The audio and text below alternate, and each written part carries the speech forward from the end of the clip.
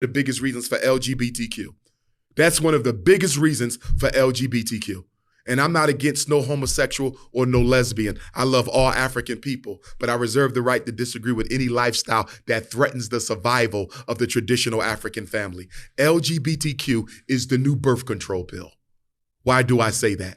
2 men cannot reproduce, 2 women cannot reproduce, and now they're even transgenderizing our children. Do you know what that means? They're manipulating and indoctrinating African children to undergo sexual surgery so they'll never be able to reproduce again. When Dwayne Wade, whose son is now legally, had his birth certificate changed, he's legally a girl. Yeah. Hormone therapy. When he gets 30 years old and looks in the mirror and says, you know what? I don't like living like this no more. I want to go back to being what God made me, a man. I want to get a wife and I want to have children. We only got one problem, don't we? Your reproductive is gone. We got another problem. Your testosteronic levels are gone.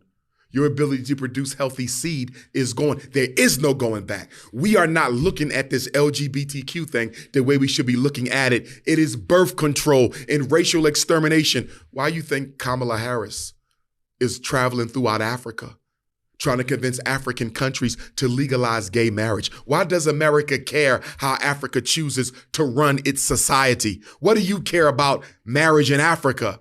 Because if we can invade African culture to the point where we can manipulate African children into same-sex relationships or outright transgenderism, which is the extermination of your bloodline, we can start predicting the reduction of the African population. They'll never be able to get rid of all African people, but they can damn sure make a dent in our numbers. But more than that, they can disrupt the natural, traditional, healthy, cultural way that we live our lives, build our families, and run our societies. LGBTQ is one of the greatest weapons of white supremacy against the survival of African people.